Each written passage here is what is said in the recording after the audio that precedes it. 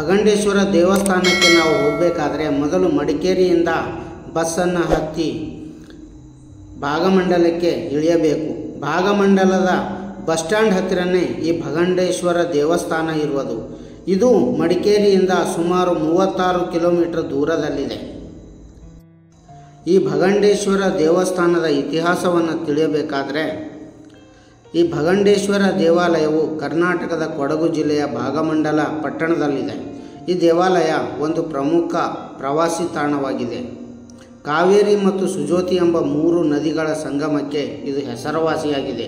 ಈ ದೇವಾಲಯ ಕೇರಳ ಶೈಲಿಯ ವಾಸ್ತುಶಿಲ್ಪವನ್ನು ಹೊಂದಿದೆ. ಶಿವನಿಗೆ ಸಮರ್ಪಿತವಾಗಿದೆ. ಶ್ರೀ ಭಗಂಡ ಮಹರ್ಷಿಗಳು ತಮ್ಮ ಶಿಷ್ಯರೊಂದಿಗೆ ಅಲ್ಲಿ ನೆಲೆಸಿದ್ದ ಅವರ ಹೆಸರನ್ನು ಈ ಸ್ಥಳಕ್ಕೆ ಇಡಲಾಗಿದೆ. ಅವರು ಶಿವನ ಆಶೀರ್ವಾದವನ್ನು ಪಡೆಯಲು ತಪಸ್ಸು ಮಾಡಿದರು. ಭಗವಂತ ಅವರನ್ನು ಆಶೀರ್ವದಿಸಿದನು ಮತ್ತು ಅವರ ಉಪಸ್ಥಿತಿಯ ಭರವಸೆ ನೀಡಿದನು. ಈ ಶಿವಲಿಂಗವನ್ನು ಶ್ರೀ ಭಗಂಡ ಮಹರ್ಷಿ ಸ್ಥಾಪಿಸಿದ ಕಾರಣ ಈ ದೇವಾಲಯಕ್ಕೆ ಶ್ರೀ ಭಗಂಡೇಶ್ವರ ದೇವಸ್ಥಾನ ಎಂದು ಹೆಸರು ಬಂದಿದೆ. ತುಂಬ ಸುಂದರವಾದ ಈ ಭಗಂಡೇಶ್ವರ ದೇವಸ್ಥಾನವನ್ನು ಮಡಿಕೇರಿಗೆ ಬಂದರೆ ಮಡಿಕೇರಿಯಿಂದ ಭಾಗಮಂಡಲಕ್ಕೆ ಬಂದು ಭಾಗಮಂಡಲದಲ್ಲಿ ಈ ದೇವಸ್ಥಾನ ಇದೆ. ಅತ್ಯಂತ ಸುಂದರವಾದ ದೇವಸ್ಥಾನ ಇದು. ಸುತ್ತ ಬೆಟ್ಟ ಗುಡ್ಡ ದಟ್ಟವಾದ ಅರಣ್ಯದ ಮಧ್ಯೆ ಈ ದೇವಸ್ಥಾನ ಇದೆ. ನೋಡಿದ್ರೆ ಕಣ್ತುಂಬಿ ಆನಂದಿಸ್ತೀರ. ಸೊ ನೋಡಿ ಎಷ್ಟು ಸುಂದರವಾಗಿ ಕೇರಳ ಶೈಲಿಯಲ್ಲಿ ಕಟ್ಟಿರುವಂತಹ ದೇವಸ್ಥಾನ ಇದು. ನೋಡಿ ಎಷ್ಟು ಸುಂದರವಾಗಿದೆ.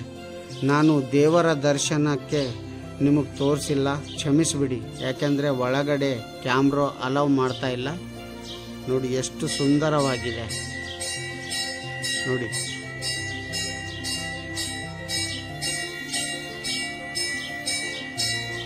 ನೋಡಿ ಎಷ್ಟು ಸುಂದರವಾಗಿದೆ.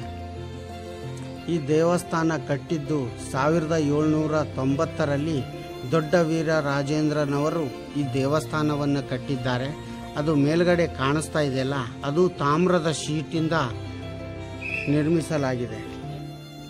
ಫ್ರೆಂಡ್ಸ್, ಈ ದೇವಸ್ಥಾನದ ಬಗ್ಗೆ ನಿಮ್ಮ ಅಭಿಪ್ರಾಯಗಳು ಏನು ಅಂತ ತಪ್ಪದೇ ಕಾಮೆಂಟ್ ಮಾಡಿ ತಿಳಿಸಿ. ಹಾಗೂ ಈ ವಿಡಿಯೋ ನಿಮಗೆ ಇಷ್ಟ ಆದರೆ ಖಂಡಿತ ಒಂದು ಲೈಕ್ ಕೊಡಿ. ನೀವಿನ್ನು ನಮ್ಮ ಚಾನಲನ್ನು ಸಬ್ಸ್ಕ್ರೈಬ್ ಮಾಡದೇ ಇದ್ದರೆ ಈ ಕೂಡಲೇ ಸಬ್ಸ್ಕ್ರೈಬ್ ಮಾಡಿ. ಏಕೆಂದರೆ ನನಗೆ ತುಂಬ ಮೋಟಿವೇಟ್ ಸಿಗುತ್ತೆ. ನಿಮಗೆ ಇಂತಹ ಇನ್ನಷ್ಟು ಅದ್ಭುತ ಸ್ಥಳಗಳನ್ನು ತೋರಿಸಲು ನನಗೆ ಪ್ರೇರೇಪಿಸಿದಂತಾಗುತ್ತದೆ. ಸೊ ಅದಕ್ಕಾಗಿ ನಮ್ಮ ಚಾನಲನ್ನು ಸಬ್ಸ್ಕ್ರೈಬ್ ಮಾಡೋದನ್ನು ಮರೆಯಬೇಡಿ. Thanks for watching.